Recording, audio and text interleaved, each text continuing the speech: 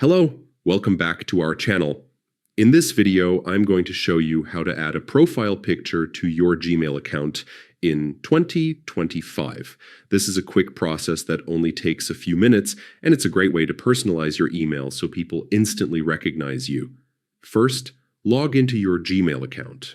Once you're in your inbox, look at the top right corner and click on your profile icon. Here you'll see the section for your profile photo. Click on it to add or change your picture. Next, choose the image you want to use.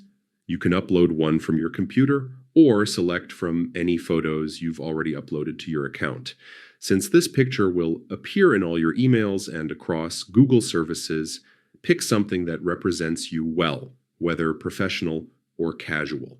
After selecting, you'll have the option to crop and adjust the image. Make sure it's centered and sized just the way you like. Once you're happy, click Save as Profile Picture. And that's it.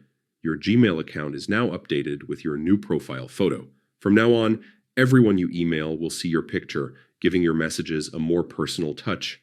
Do not forget to like, share, and subscribe for more quick Gmail tutorials.